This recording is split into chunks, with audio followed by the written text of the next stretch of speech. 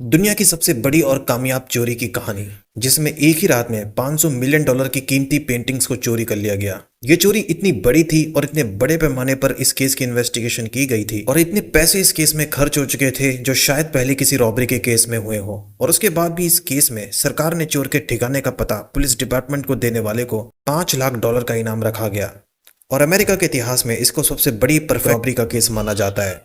जो दुनिया की सबसे बड़ी इन्वेस्टिगेशन टीम एफबीआई भी लगभग कई सालों तक इस केस की इन्वेस्टिगेशन करती रही, लेकिन उनको भी चोर का सुराग नहीं मिला कि आखिर ये चोरी करने के बाद चोर है कहां पर। ना सिर्फ ये उस टाइम का सबसे बड़ा रॉबरी का केस था, बल्कि सबसे पॉपुलर केस भी था, जिसकी न्यूज कई वक्त तक न्यूज़पेपर में छापी गई और न जाने कितनी इन्वेस्टिगेशन टीम को इस केस में लगाया गया, लेकिन वो भी हैरान थे कि इतनी बड़ी चोरी और जिस तरीके से इस चोरी को अंजाम दिया गया था। जिन दो चोरों ने ये रॉबरी की थी, किसी को उनके ठिकाने का आज तक 35 साल बाद भी पता नहीं चल पाया और ना ही जो सामान चोरी किया गया था। जिस रॉबरी के केस में चोर ने वो गलती नहीं की जो अक्सर चोर रॉबरी करने के बाद करते हैं, और इतनी शातिर तरीके से इस रॉबरी को अंजाम दिया गया कि आज तक ये केस सक्सेस नहीं है। तो क्या थी इस परफेक्ट बैंक रॉबरी की कहानी और कैसे रॉबरी को अंजाम दिया गया, और पुलिस और एफबीआई टीम ने इस केस की इन्वेस्टिगेशन कैसे की? Let's start this case. USA का एक बहुत ही पॉपुलर म्यूजियम है इजाबेला गार्डनर म्यूजियम, जहां हर साल कई लोग इस म्यूजियम में घूमने जाते हैं। और ये म्यूजियम काफी पॉपुलर है क्योंकि इस म्यूजियम के अंदर रखी जो पेंटिंग्स हैं वो हर पेंटिंग काफी कीमती है, जिनकी कीमत करोड़ों में है। स्टार्टिंग में जब इन सभी पेंटिंग्स को बनाया गया था तब उनकी कीमत इतनी नहीं थी, लेकिन बाद में जब इन पेंटिंग्स की अहमियत का पता चला तो उनकी कीमत आज के टाइम करोड़ों में है। इस म्यूजियम में पहले कई बार पेंटिंग चुराने की कोशिश की गई थी और इसी वजह से म्यूजियम की सिक्योरिटी काफी बढ़ा दी गई। जगह जगह पर कई सीसीटीवी कैमरा और कई सिक्योरिटी गार्ड मौजूद। म्यूजियम में चोरी करना एक बहुत बड़ा चैलेंज था। तो 18 मार्च 1990 जिस बॉस्टन शहर में ये म्यूजियम था, उसी म्यूजियम के बाहर रात के तकरीबन 1:30 बजे दो लोग बॉस्टन पुलिस की वर्दी में उस म्यूजियम गेट के बाहर पहुंचते हैं। उस टाइम म्यूजियम बंद हो चुका था और इस गेट के बाहर सिक्योरिटी गार्ड था। फिर वो दोनों उस सिक्योरिटी गार्ड से कहते हैं कि हमको यहाँ से खबर आई है कि इस म्यूजियम के अंदर कुछ गड़बड़ है और हमें इस म्यूजियम के अंदर जाना है और इन्वेस्टिगेशन करना है। तो वो उस गार्ड को म्यूजियम का गेट का दरवाजा खोलने के लिए बोलते हैं। अब वो दो लोग बॉस्टन की पुलिस वर्दी में थे और इतने कॉन्फिडेंस से बात कर रहे थे, इसलिए सिक्योरिटी गार्ड को लगा कि वो पुलिस डिपार्टमेंट की तरफ से ही आए हैं और इससे पहले भी वहां पर कई पुलिस डिपार्टमेंट के लोग जा चुके थे। तो वो सिक्योरिटी गार्ड उस म्यूजियम के गेट को खोल देता है। उसके बाद वो गार्ड और वो दोनों म्यूजियम के अंदर दाखिल होते हैं और उसके बाद वो सिक्योरिटी गार्ड से बोलते हैं कि वो उसको बताएं कि इस म्यूजियम का कंट्रोल रूम कहां पर है। उसके बाद वो सिक्योरिटी गार्ड उनको कंट्रोल रूम में ले जाता है और उसके बाद वो दोनों चेहरे पे मास्क लगा लेते हैं और सिक्योरिटी गार्ड से कहते हैं कि हमको यहाँ से खबर मिली थी कि इस म्यूजियम में गड़बड़ है और उससे पूछताछ करने के लिए उसको पुलिस स्टेशन ले जाना होगा। इसलिए वो सिक्योरिटी गार्ड से दोबारा बोलते हैं कि वो उस म्यूजियम में जितने भी सिक्योरिटी गार्ड हैं उनको बुला ले जो उसकी जगह पर ड्यूटी करें। उसके बाद उसे गिरफ्तार करके पुलिस स्टेशन ले जाया जाएगा। स्टार्टिंग में तो वो सिक्योरिटी गार्ड डर जाता है क्योंकि उसे समझ नहीं आ रहा था कि आखिर इस म्यूजियम में हुआ क्या है और उसने तो कोई गलती नहीं की, तो उसको पुलिस स्टेशन क्यों ले जाया जा रहा है। उसके बाद उस कंट्रोल रूम में एक सिक्योरिटी अलार्म लगा हुआ था। वो गार्ड उस सिक्योरिटी अलार्म को बजाता है और उस टाइम उस म्यूजियम में जो और भी गार्ड मौजूद थे वो सब कंट्रोल रूम में पहुंच जाते हैं। जब उस कंट्रोल रूम में सभी गार्ड मौजूद थे, वो दोनों गन पॉइंट पर उन सभी को बंधक बनाते हैं, उनको हथकड़ी बांधते हैं और उनके मुंह पर टेप भी लगा देते हैं ताकि वो कुछ बोल ना पाए। वो दोनों उन सभी सिक्योरिटी गार्ड को मौका ही नहीं देते कि वो बाहर किसी को इन्फॉर्म करें कि दो लोग बॉस्टन पुलिस वर्दी में म्यूजियम में दाखिल हुए हैं और उनको बंधक बना लिया है। उसके बाद वो दोनों उन सभी सिक्योरिटी गार्ड को उस म्यूजियम में जो एक बेसमेंट बना हुआ था वहीं उन सबको बेसमेंट में जाकर बैठा देते हैं और उस तहखाने को बंद कर देते हैं। और उस तहखाने से निकलने से पहले वो उनसे कहते हैं कि वो अपना ज्यादा दिमाग ना चलाए और अगर उन्होंने वहां से बाहर निकलने की कोशिश की तो किसी एक गलती की वजह से उन सभी को मार देंगे।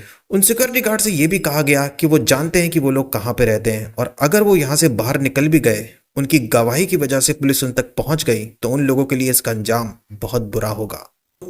उसके बाद वो दोनों चोर आराम से उस म्यूजियम के अंदर घूमते हैं। उन्होंने पहले से ही म्यूजियम की रैकी कर रखी थी।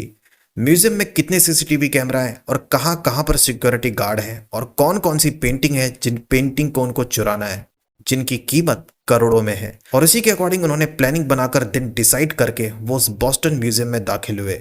उसके बाद तसल्ली से 1 घंटे तक वो उस म्यूजियम में उन सभी पेंटिंग में से उन 13 पेंटिंग को उठाते हैं जो सबसे महंगी पेंटिंग थी और उसको लेकर उस म्यूजियम से बाहर निकलते हैं और गायब हो जाते हैं। और वहां पर उस तहखाने में सिक्योरिटी गार्ड को कोई भी अंदाजा नहीं था कि वो दोनों चोर अभी भी उस बोस्टन म्यूजियम में हैं या फिर नहीं है। लेकिन वो सभी सिक्योरिटी गार्ड जिस तहखाने में थे वो तहखाना बंद था, वो लोग वहां से बाहर भी नहीं निकल सकते थे। उनको पता भी नहीं था कि वो दोनों उस म्यूजियम में अभी भी मौजूद हैं या नहीं, और अगर वो चोर उस म्यूजियम में होंगे और वो तहखाने के दरवाजे को तोड़कर भागने की कोशिश करेंगे, उनको पता था कि वो उनको मार देंगे, इसलिए इन्होंने पहले भागने की कोशिश की ही नहीं। तो सुबह होती है और इस म्यूजियम में जब मॉर्निंग शिफ्ट में काम करने वाले सिक्योरिटी गार्ड वहां पर पहुंचते हैं तो देखते हैं कि वहां सिक्योरिटी गार्ड ड्यूटी पर नहीं है। वो उनको फोन कॉल करने की भी कोशिश करते हैं लेकिन फोन भी नहीं लगता। वो घबरा जाते हैं। उस म्यूजियम का जो गेट था वो अभी भी बंद पड़ा हुआ था। उनको अंदाजा हो चुका था कि कुछ गड़बड़ जरूर है। उन गार्ड्स के पास डुप्लीकेट चाबी थी और वो चाबी से गेट को खोलकर म्यूजियम के अंदर दाखिल होते हैं और म्यूजियम में उनको ढूंढने की कोशिश करते हैं, लेकिन वो कहीं भी नहीं मिलते। उनको अजीब लगता है कि अचानक सारे सिक्योरिटी गार्ड वहां से कहां चले गए। उसके बाद वो तहखाने में भी चेक करते हैं और देखते हैं कि तहखाना का दरवाजा लॉक है। अब उनको फिर अजीब लगता है क्योंकि इससे पहले उस तहखाने का जो दरवाजा था वो लॉक नहीं था और न ही किसी और टाइमिंग शिफ्ट के सिक्योरिटी गार्ड ने इस दरवाजे को लॉक किया था। तो उनको लगा कि यह दरवाजा बंद कैसे हुआ। उसके बाद वो दरवाजे को तोड़ने की कोशिश करते हैं और अंदर दाखिल होते हैं। उस तहखाने में 5 सिक्योरिटी गार्ड बंधक बने हुए थे और उनके हाथ में रस्सी बंधी हुई थी और मुंह पर टेप लगी हुई थी। अब वो हैरान और परेशान कि ये क्या हुआ। वो जल्दी से उनके हाथ से रस्सी खोलते हैं और मुंह से टेप हटाते हैं। उनसे पूछा जाता है कि तुम लोग को किसने बंधक बनाया, और फिर वो बताते हैं कि रात को 2 चोर पुलिस की ड्रेस में उस म्यूजियम में दाखिल हुए थे और उन्होंने उनको बंधक बनाया और उस तहखाने में बंद कर दिया। उसके बाद वो सभी सिक्योरिटी गार्ड उस म्यूजियम के अंदर उन महंगी पेंटिंग को चेक करते हैं। पता चलता है कि उन पेंटिंग में से 13 पेंटिंग गायब है जो उस म्यूजियम की सबसे महंगी पेंटिंग थी, और उन सभी पेंटिंग की कीमत करोड़ों अरबों रुपए में थी। स्टार्टिंग में उन्हें विश्वास ही नहीं हुआ कि इतने कम टाइम में म्यूजियम से इतनी बड़ी चोरी हो गई, और उनको भी अंदाजा हुआ कि रॉबर्ट्स ने पहले से इस म्यूजियम की रैकी की होगी और इसी वजह से उन्होंने इतने कम टाइम में 13 महंगी पेंटिंग को वहां से चुरा लिया और उस म्यूजियम से निकल गए। उसके बाद असली बोस्टन पुलिस को इस चोरी की घटना की खबर दी जाती है और कुछ ही देर में पुलिस की टीम वहां पर पहुंचती है और उस म्यूजियम के बाकी लोग भी इस म्यूजियम में पहुंचते हैं। सभी लोग हैरान और परेशान। उसके बाद अंदाजा लगाया जाता है कि वो पेंटिंग जो चुराई गई थी उन पेंटिंग की कीमत क्या थी। उसके बाद उन पेंटिंग की कीमत उनको पता चलती है, वो थी $500 मिलियन, जो शायद पहले कभी म्यूजियम से इतनी महंगी पेंटिंग चुराने की खबर दुनिया में हो। लेकिन पुलिस को भी अंदाजा था कि इतनी बड़ी रॉबरी करने के लिए इन्होंने काफी दिनों तक प्लानिंग की होगी और उन्होंने रॉबरी से पहले कई दिनों तक इस म्यूजियम की रैकी की होगी कि कितनी म्यूजियम में सिक्योरिटी गार्ड है, कहाँ कहाँ पर सीसीटीवी कैमरे लगे हुए हैं और किस तरह से उन्हें इस रॉबरी को अंजाम देना है। और हो सकता है कि रॉबरी में 2 लोग से ज्यादा लोग शामिल हो।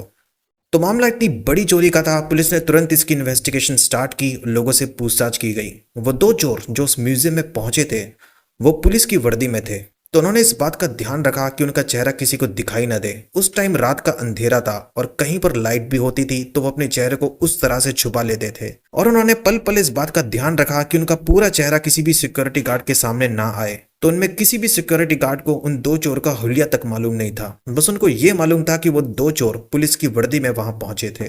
हालांकि उन 2 सिक्योरिटी गार्ड जो पहले से उस म्यूजियम में मौजूद थे उन्होंने उन 2 चोरों का स्केच बनवाने की भी कोशिश की थी, लेकिन वो स्केच इतना भी सही नहीं बना था और पुलिस को भी उम्मीद नहीं थी कि इस स्केच के जरिए लोगों से पूछताछ कर सके और उन चोर तक पहुंच सके। तो बहुत दिनों तक इस केस की इन्वेस्टिगेशन चलती रही, लेकिन चोर के ठिकाने का कुछ मालूम नहीं चला। तमाम लोगों से पूछताछ की गई, उस एरिया के कई सीसीटीवी फुटेज को चेक किया गया, लेकिन किसी भी सीसीटीवी फुटेज में वो चोर वहां से जाते हुए उनको नहीं दिखे। तो दिन काफी ज्यादा बीत रहे थे और ये केस ऑलरेडी काफी पॉपुलर हो चुका था। तमाम लोग इस केस की चर्चा कर रहे थे। वो भी हैरान थे कि इतने बड़े म्यूजियम में जहां पहले कभी चोरी नहीं हुई, वहां इतने शातिर तरीके से 2 चोर ने इतनी महंगी पेंटिंग्स को चुरा लिया। मीडिया में भी कई वक्त तक इस रॉबरी की न्यूज चलती रही और पुलिस डिपार्टमेंट पर भी प्रेशर था कि वो जल्द से जल्द चोर तक पहुंचे, लेकिन इस केस में सफलता उनको नहीं मिली। इस केस को अमेरिका की सबसे बड़ी जांच एजेंसी FBI को सौंप दिया गया और उनसे कहा गया कि वो जल्द से जल्द इस केस की इन्वेस्टिगेशन स्टार्ट करें। उसके बाद FBI की टीम इस केस की इन्वेस्टिगेशन करती है और FBI की टीम उस म्यूजियम में जाती है और वहां के सिक्योरिटी गार्ड से पूछताछ करती है। उस म्यूजियम में पिछले कई दिनों से जो लोग जा चुके थे उनसे पूछताछ की गई, और उस टाइम जो पहले चोर किसी और म्यूजियम से चोरी कर चुके थे उन लोगों को अरेस्ट करके उनसे पूछताछ की जाती है। लेकिन FBI को इस केस में चोर के ठिकाने का पता नहीं चला। यहां तक कि FBI को उस म्यूजियम में एक फिंगरप्रिंट तक नहीं मिला था जिसके जरिए वो फिंगरप्रिंट से उन तमाम क्रिमिनल के फिंगरप्रिंट को चेक कर सके। जिन जिन लोगों पर उनको शक था उनके खिलाफ भी FBI को कोई सबूत नहीं मिला, तो उन लोगों को भी वो अरेस्ट करके जेल में नहीं रख सकते थे, इसलिए उनको रिहा कर दिया गया। एफबीआई टीम को लगता है कि कहीं इस म्यूजियम में काम करने वाला कोई सिक्योरिटी गार्ड तो इस रॉबरी में शामिल नहीं है, क्योंकि कुछ ही टाइम में वो दोनों चोर इस म्यूजियम के अंदर दाखिल हो गए और उसके बाद 1 घंटे बाद उन्हें पता लग गया कि इस म्यूजियम में कौन कौन सी महंगी पेंटिंग है जिनको चुराना उनके लिए काफी ज्यादा फायदेमंद होगा और उनकी कीमत बहुत होगी। तो इस केस में कोई सिक्योरिटी गार्ड तो नहीं जिसने इसकी खबर चोरों को दी हो कि कौन सी पेंटिंग ज्यादा महंगी है, और इन सभी पेंटिंग्स को बेचने के बाद उनकी कीमत बांट दी जाएगी जिसमें वो सिक्योरिटी गार्ड भी शामिल होगा। लेकिन पुलिस ने इस केस में सभी सिक्योरिटी गार्ड से पूछताछ कर ली, लेकिन एक भी सबूत किसी सिक्योरिटी गार्ड के खिलाफ नहीं था जिससे अंदाजा हो सके कि कोई सिक्योरिटी गार्ड को पहले से ही इस रॉबरी का पता हो। यहां तक कि एक टाइम के बाद उन सभी सिक्योरिटी गार्ड का पॉलीग्राफ टेस्ट भी हुआ था, लेकिन इस टेस्ट में भी ये पता चला कि वो सभी सिक्योरिटी गार्ड सच बोल रहे थे और उनको नहीं मालूम था इस रॉबरी की प्लानिंग का। तो सालों इस केस में बीत जाते हैं और एफबीआई की टीम 35 सालों में उन दो चोर का स्केच ढंग से तक नहीं बना पाई थी। चोरों का पता ढूंढना तो रहने ही दीजिए। फिर भी काफी एफबीआई की टीम इस केस की इन्वेस्टिगेशन करती रही। दिन बीतते रहे, महीने से साल हो गए और इस केस में कुछ नहीं हो रहा था। और इतने दिन बीत गए थे तो इस केस की इन्वेस्टिगेशन स्लो हो गई और लोगों को अब नहीं लग रहा था कि चोरों का पता कभी लग पाएगा। और एक टाइम के बाद जब खुद बॉस्टन म्यूजियम के द्वारा पहल की जाती है और वो लोग डिसाइड करते हैं कि उन दोनों चोरों के ठिकाने का पता पुलिस डिपार्टमेंट को बताने वाले को $5 लाख का इनाम दिया जाएगा। और इसी इनाम की घोषणा के बाद उनको लगता है कि शायद लोग खुद से उनको ढूंढने की कोशिश करें और उनको पता लग जाए कि वो कहां पर है, लेकिन ऐसा होता ही नहीं। इसी दौरान कई बार पुलिस डिपार्टमेंट को खबर दी जाती है कि वो चोर उस शहर के वहां पर है और उस जगह पर है, लेकिन जब पुलिस की टीम वहां पर पहुंचती है तो पता लगता है कि उन्हें गलत बताया गया था, वो लोग चोर नहीं थे। पहले उन लोगों ने छोटा मोटा क्राइम जरूर किया था, लेकिन उन्होंने उस म्यूजियम से पेंटिंग नहीं चुराई थी। तो $5 लाख इनाम की घोषणा के बाद भी इस केस में कोई फायदा नहीं हुआ, लेकिन फिर भी इस केस की इन्वेस्टिगेशन चलती रही। मामला इतनी बड़ी चोरी का था। साल 1990 में जब ये रॉबरी हुई थी और इस केस के लगभग 26 साल के बाद 2016 में एफबीआई की टीम ने ऐलान किया कि उनको इतने टाइम के बाद इस बॉस्टन म्यूजियम रॉबरी केस में एक अहम सबूत मिला है जिसके जरिए उनको उम्मीद है कि वो उन चोरों के ठिकाने का पता लगाने में कामयाब होगी। अब लोगों को भी उम्मीद होती है कि चलो इतने सालों के बाद कम से कम अब शायद उन शातिर दो चोर तक पहुंचा जाएगा, क्योंकि इतने साल भी हो चुके थे और लोग भी उम्मीद हार चुके थे और उनको अंदाजा नहीं था कि ये केस अब सक्सेस होने वाला है। तो वो दो जानकारी इस केस में एफबीआई ने दी थी, वो ये थी कि चोरी होने के बाद इन दोनों पेंटिंग्स को कनेक्टिकट और फिलाडेल्फिया भेजा गया था। एफबीआई की टीम का कहना था कि उनके पास पुख्ता जानकारी है कि वो 13 महंगी पेंटिंग जो बॉस्टन म्यूजियम से चुराई गई थी, उन 13 महंगी पेंटिंग्स को उन दो शहरों में बेचा गया था। लेकिन शहर में ऐसी कई सारी जगह हैं जहां पर महंगी पेंटिंग्स को खरीदा और बेचा जाता है।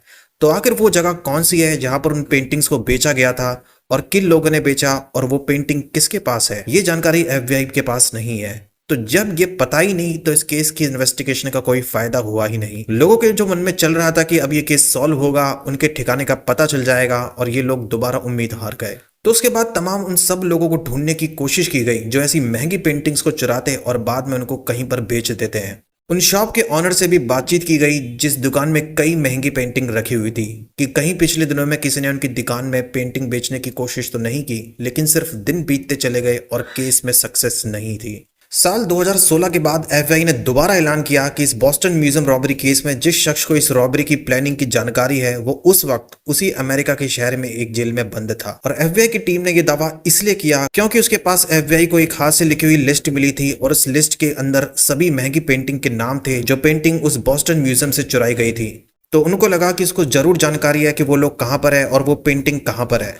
पुलिस ने जब उसके क्रिमिनल रिकॉर्ड को चेक किया तो पता चला कि वो पहले भी कई चोरी के जुर्म में जेल जा चुका था और एक बार तो वो जेल से भाग भी गया था, लेकिन जेल से भागने के सिर्फ 3 दिनों के बाद ही पुलिस उस तक पहुंच गई और उसको अरेस्ट करके दोबारा जेल में डाल दिया गया। और उसे जेल के अंदर रहते ही वो प्लानिंग कर रहा था कि जेल से रिहा होने के बाद वो सबसे बड़ी रॉबरी को अंजाम देगा और जिसके बाद उसको आगे जिंदगी में कभी रॉबरी करने की जरूरत नहीं पड़ेगी और उसके बाद कम टाइम में उसके पास बहुत सारा पैसा होगा और वो अपनी जिंदगी ऐशो आराम से जिएगा। लेकिन जब उससे पूछताछ की गई तो उसने मना कर दिया कि उसको नहीं पता कि किन लोगों ने इस पेंटिंग को चुराया था और उसने पहले भी कई महंगी पेंटिंग चुराने की कोशिश की, लेकिन वो कामयाब नहीं हो पाया और उसके खिलाफ एफबीआई की टीम को कोई सबूत मिला ही नहीं जिससे और दिनों तक वो उससे पूछताछ कर सके और उस केस की इन्वेस्टिगेशन कर सके।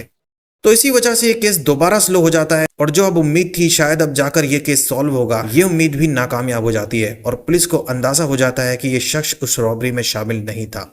इस केस में लोगों के घर की खुफिया तरीके से जांच कराई गई जो लोग इतनी महंगी पेंटिंग्स को खरीदते हैं और अपने घर पर रखते हैं। ना जाने कितने घर को चेक किया गया। उन घर में पेंटिंग्स तो थी, लेकिन उनमें से वो एक महंगी पेंटिंग नहीं थी जो उस बॉस्टन म्यूजियम से चोरी की गई थी, और उनकी हर कोशिश नाकामयाब रही। उसके बाद अमेरिका की सरकार ने न जाने कितनी इन्वेस्टिगेशन टीम को दुनिया के अलग अलग देशों में भेजा। दुनिया की कई दुकानें में जो महंगी पेंटिंग्स को रखा जाता था, वो लोग जो महंगी पेंटिंग्स को खरीदते और बेचते भी थे, बहुत लोगों से पूछताछ की गई। उस पेंटिंग को ढूंढने की कोशिश की गई, न्यूज़पेपर में इस रॉबरी की न्यूज़ छापी गई और लोगों से रिक्वेस्ट की गई कि अगर किसी को उन महंगी पेंटिंग्स का पता चले तुरंत पुलिस डिपार्टमेंट को खबर करे। लेकिन सालों बीत जाते हैं, लेकिन इस केस में कुछ नहीं होता, और लगभग आज इस केस को 34 साल बीत चुके हैं, लेकिन चोर के ठिकाने का कुछ भी पता नहीं है। उन चोरों ने इस रॉबरी को इतनी शातिर तरीके से प्लान करके अंजाम दिया था कि चोरी करने के बाद किस तरह से कहां पर रहना है और उन पेंटिंग्स को बेचने के बाद पैसे को खर्च कैसे करना है, ये शायद उन्होंने प्लानिंग पहले से ही कर रखी थी। और उन्होंने इस केस में कोई गलती नहीं की जो आमतौर पे चोरी करने के बाद रॉबर्ट्स करते हैं, और इसी वजह से पुलिस को इस केस में बाद में कोई सबूत नहीं मिला जिससे उन तक पहुंचा जा सके। जिस बॉस्टन म्यूजियम से उस महंगी पेंटिंग्स की चोरी की गई थी, उस म्यूजियम की हर जगह पर अच्छी तरह चेक किया गया कि कोई एक फिंगरप्रिंट उनको मिल जाए, और वो चोर इतने शातिर थे कि उनको पता था कि इतनी बड़ी चोरी के बाद किस तरीके से इस केस की इन्वेस्टिगेशन की जाएगी।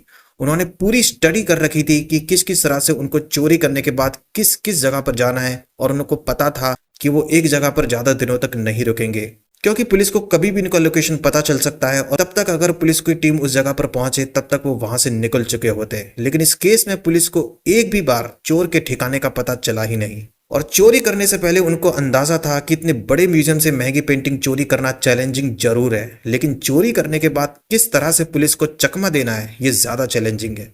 और चोरी करने के बाद भी उनकी प्लानिंग काफी अच्छी थी, और इसी वजह से उन्होंने वो गलती नहीं की जो बाकी चोर चोरी करने के बाद अक्सर करते हैं। दुनिया की सबसे बड़ी जांच एजेंसी FBI भी इस केस में उन दो चोर को पकड़ने में नाकामयाब रही, और इसलिए दुनिया के बड़े बड़े एक्सपर्ट और बाकी लोगों का यही मानना था कि ये चोरी एक रात में होने वाली अब तक की सबसे बड़ी परफेक्ट चोरी है, जिसने इस केस में इतने लाखों डॉलर खर्च किए जा चुके थे, जिसमें आज भी रॉबरी होने के बाद 34 सालों तक चोरों को नहीं पकड़ा जा सका। भले ही अमेरिका के कानून के हिसाब से अगर 7 साल तक पुलिस क्रिमिनल तक ना पहुंचे तो बाद में उसको सजा नहीं दी जा सकती, इसलिए अब पुलिस को उन चोर के ठिकाने का पता चल भी जाए तो उनको अरेस्ट करके जेल नहीं भेजा जा सकता। लेकिन फिर भी आज भी इस केस की इन्वेस्टिगेशन जारी है कि किसने इस रॉबरी को अंजाम दिया था, और ये तब तक एक परफेक्ट चोरी होगी जब तक चोर के ठिकाने का पता नहीं चलेगा, क्योंकि कोई भी चोरी तब तक ही परफेक्ट चोरी होती है जब तक चोर को पकड़ा ना जाए।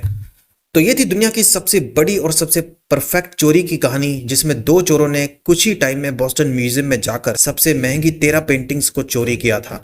तो इस स्टोरी में इतना ही। आपको स्टोरी कैसे लगी कमेंट में बताना, वीडियो को लाइक, चैनल को सब्सक्राइब करना। मिलता हूं मैं आपसे नेक्स्ट वीडियो में। Thank you very much.